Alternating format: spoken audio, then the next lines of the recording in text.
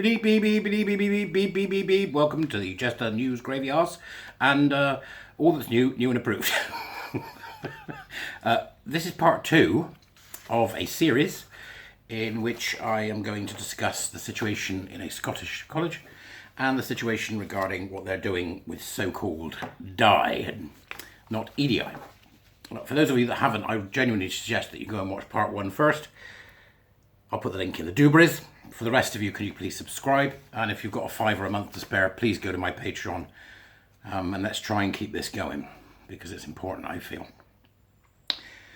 In the first part, I covered the general problematic nature of what the school was doing in terms of its attempts to allow everybody to feel welcome and included and everything, the usual stuff you'd like to hear about. But how, they've fallen for the be kind thing, really, and that is exactly the opposite of what it means. So let's just take a look now. This Inclusion Labs, the company that they've got in to appear to help their students with their DI. Remember the difference between the two: equality, diversity and inclusion, equality of opportunity, diversity of thought, inclusivity in action. If you want to change the world, turn up, right? Versus DI, diversity of immutable characteristic. Right, if you're black, go over there. If you're white, go over there. Right, gays over here, straights over there. Diversity of immutable characteristic. Inclusivity in the in-group. What do you mean you don't believe in gendered souls? Fuck off, right? And equity, which is equality of outcome. Give us all that, and we're going to give half to him, or we're going to shoot you. Right, do you have the difference between the two now? I hope so, because what I want to do now is to move on to the main areas of contention that I've found with the Inclusion Lab website. I've not done a full audit. I've told you that's a massively lengthy process, as I mentioned before. But let's dive straight in, because otherwise I'm just a wibbling twat talking about nothing before breakfast, right? So they've done a couple of things, and I think we can go through these, and it will take about a couple of minutes each, and that'll take us up to far more than enough for part 2. And then we'll delve into part 3 when I get a chance to have a look and see what their process is. So to begin with, they have what they call the 6 key tenets. Right? 1, 360-degree approach. If you see this, you should run a mile. If you see this, you should run a mile. It's corporate speak, right? It's corporate speak for, well, we're going to let you tell us what you think, but we aren't going to take any notice. It's generally what it is, right? Every facet of a school is interconnected. Is it? Therefore, we must encompass the whole school. Oh my, really? Okay, right. So you're going to run the school. That's what they're saying. Remember, template, grievance, oppression, intersectionality, all of that. They're bringing that template, they're placing that template over the existing population of the school, rather like the Sparrows did in Game of Thrones. Do you remember that? The Sparrows? Which had to walk down the street naked, what people threw potatoes and cats at her. Do you remember? So that's what they're doing. They're putting the template over the top. This is how it begins. 360-degree approach. Every facet of a school is interconnected, therefore we must encompass the whole school. Yes, they want to get into everything. Okay? That's what these people do. Expansive perspective. We must embrace a balanced and broader view of diversity and inclusion.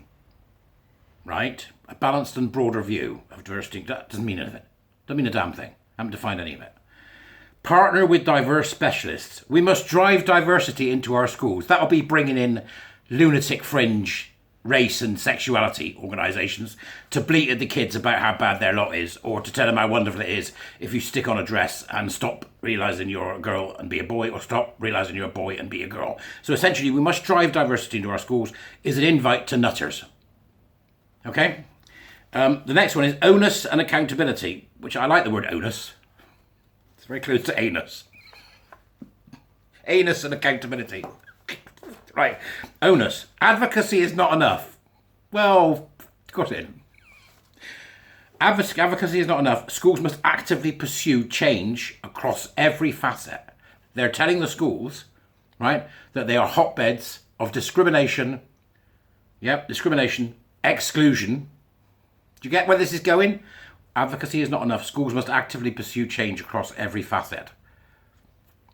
Because they are hotbeds of discrimination, exclusivity, and inequality. You have sinned, my son, you are damned. Now listen to me and we'll tell you how to put it right. Give me the money. That's what they're doing, right? Okay. DEI lead.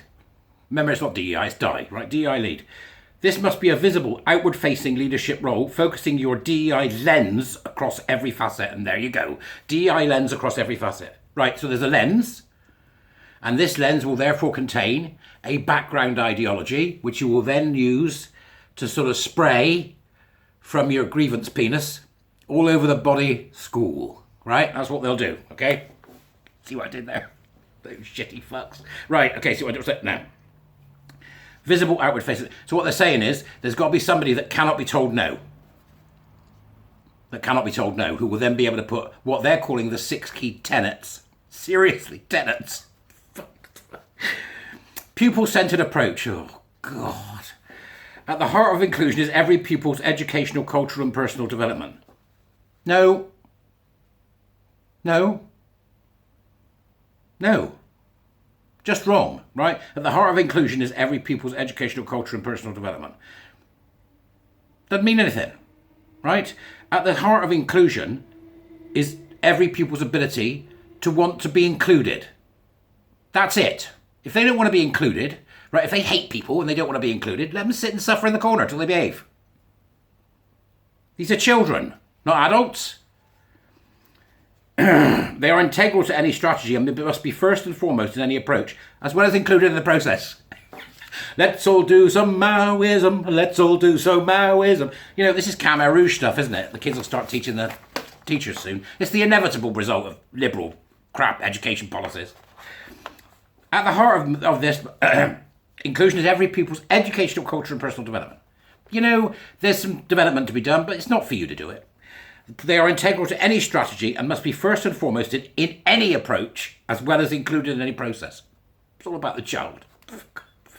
It's like child-centered learning. Do you remember that? Or is that still being done? All learning is in the child. Yeah, right, okay. I'm much happier. Sit down. Now listen, you. I'm 58, right? I'm old. I hack like an old dog in the evening. I'm going to tell you some crap. There was that wonderful saying years ago, wasn't there, about, you know, something about spending time at the feet of an old person. I think it comes from China. It's glad to be one of the sort of philosophical, slightly Eastern philosophicals. They're very good. So, pupil-centered approach. Learning, right? So that here we're going to move to the outcomes, right? So what's their outcomes? What do they expect to happen when they've done their preaching?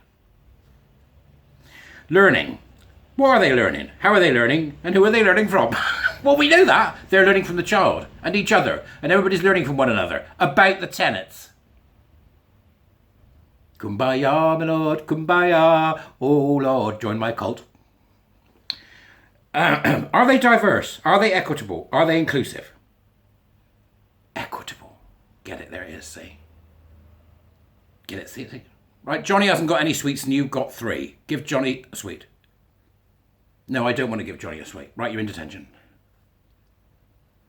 Kumbaya, my lord, kumbaya. Oh, my lord, kumbaya. Except, of course, you know, if they call them tenants to begin with, do you imagine another room in the school called a gulag? Right, get to the gulag. Learning is perpetual. Bloody right. Right? But it's perpetual repetition of the mantras, isn't it? It's not the perpetual, you lot, don't be so bloody lazy, get out and damn well learn something, as I say to my warrior teachers. Learning is perpetuous, and the systems, policies and processes under which every young person learns must involve. Every young person. We will take over the world. It's like Davros in Doctor Who. I shall be the galaxy. You know, that's what they're doing. Yeah, education is not just academia, right? It's not just academia, you're right. It's a responsibility of every individual. It involves families, friends and surrounding communities. So you will take this to everyone else and preach the mantras. Just absolutely insane. Right? Right. Ideas and attitudes all contribute to a young person's learning, shaping their values and the way they interact with the world. Really? Gosh, I mean, if you never told me that. Ideas and attitudes. You will have the right attitude and you will have the right ideas and we'll tell you what they are. And then you'll give them to young people so that you can shape their values and the way they interact with the world, which will be, where am I in the scale of intersectionality? How much oppression and power is going on here? Where is the racism? Because there's racism and everything. And you know, you can be whatever you want to be.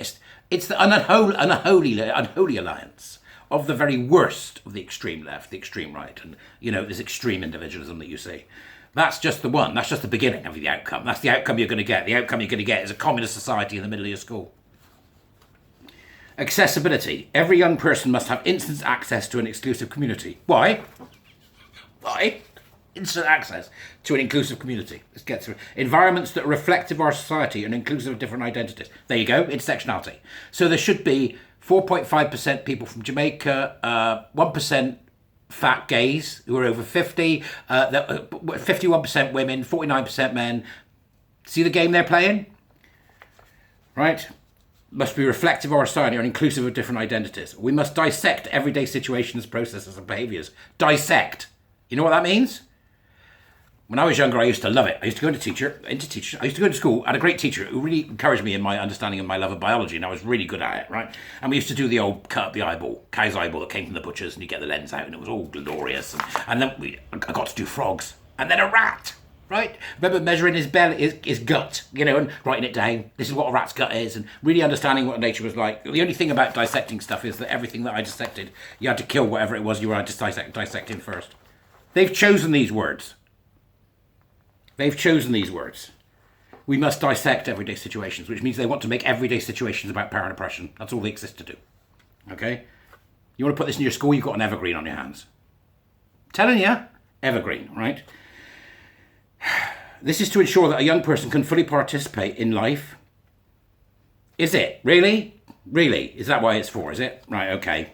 I'm not convinced. Can fully participate in life whilst feeling valued, embraced and protected. Valued, embraced and protective. Daddy will look after you.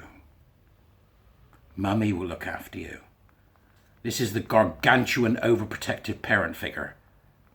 Gargantuan overprotective parent figure. Will feel valued, embraced and protected. Protected from what?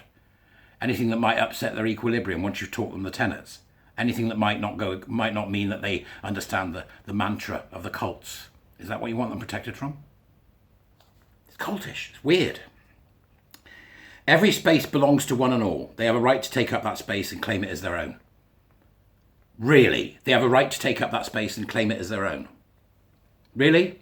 So LARPing kids who think they're gay but are female. LARPing boys who think they're male. They think they're female but are male. Yep. So you want to grow the next generation of autogynephiles, for example. Or you want to say that everybody who's white has to be with other people who are black and other people... It's not human nature, kiddos. There's such a thing as homophily. Homophily, in the words of my great-grandmother, who would say to me, listen here, birds of a feather flock together. I don't know why she sounded posh then, she wouldn't. Birds of a feather will flock together. That's what's called homophily, right, okay? Sometimes I want to sit around a dinner table with 8 gay men and I don't want anybody fucking there.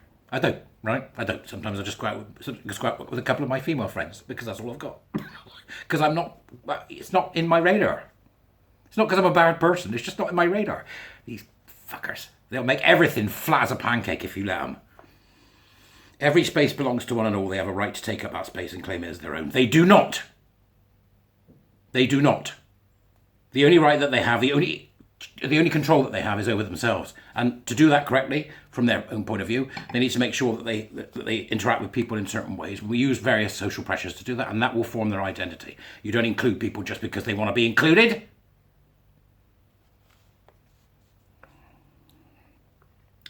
Balance. Here we go. The right balance. I keep saying here we go. I've got to come up with another phrase. And we're off. The right balance is to have equity. The different elements of any setting in the correct proportions. There you go. That's it. The different setting of it. That's pure identitarian cultural Marxism. Removing any systemic disadvantage or barriers to thrive, the cause of inequity.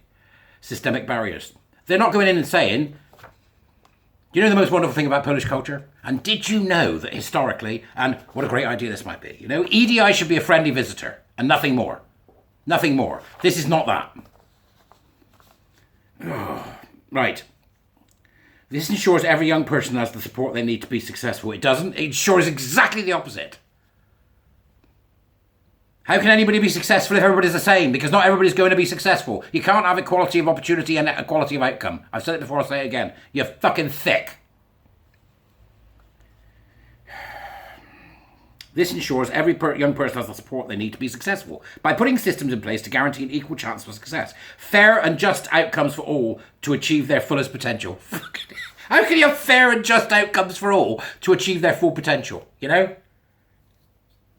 You know what I mean? Remember that bit in Avengers? I love a bit of Marvel when it's good, right? In the Avengers, where they go up and they have to get the Red Skull's got and they want the jewel to defeat, Thanos. I'll do it myself. All that stuff.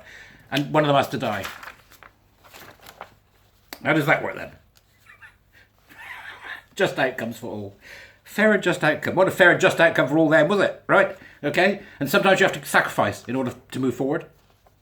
Others might sacrifice for you because it's better for you than it is for them, or it's better for other people in the long run. Fair and just outcomes for all to achieve their fullest potential. It's just nonsense. The people that have written this are ideologically deranged. They either don't understand it, or they understand it so well that they worded it this way. Finally, society, and that'll be enough for this morning. Thoughts, attitudes and behaviour influence every young person's standing in society. We are preparing them to be active participants in the world and a driving force for change. We are creating small activists. We are making children think that the world is all about power and oppression so that when they leave, they can become activists for the cause and their life will be an utter misery. And they will make life an utter misery for everybody around them. We are going to transform them through awareness and understanding relating to ideas, customs and social behaviours as well as the struggles of society. I mean, they're not even fucking hiding it. These are Marxist, identitarian, wibbling passages of effluent from the bum of some die practitioner. We must create opportunities for meaningful, positive interaction with marginalised communities, both locally and globally. Who's going to choose the marginalisation? Right? Who does worst in our schools?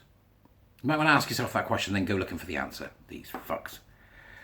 We must create opportunities for meaningful, positive interaction with marginalised communities, both locally and globally. Young people should not just hear about diversity. They need to experience it to be global citizens. Global citizens. Fuck off. Most people will never get the chance to see most of the globe. You haven't got any money. And if this lot get any power, this is just a school. If this lot were to get any power, nobody would be able to afford to see the world. Right? Because, of course, it worked so well last time in Venezuela. And millions of people didn't die in China. Parents, you must be very frustrated and frightened by this, and it may be that you don't have the argo to discuss it with them, but this is what I'm suggesting to you. If anybody puts shit like this in your school, take your child out of school and homeschool. Do whatever it takes. Do whatever it takes to get your child away from this, because they are building them up for a life of misery based on activism, difference, exclusivity, and grievance. That's it, right? Now, next up, we're going to take a look and see how they get the school to fall for it. What do they do to them to make them fall for it? How does that process work? So, sort off.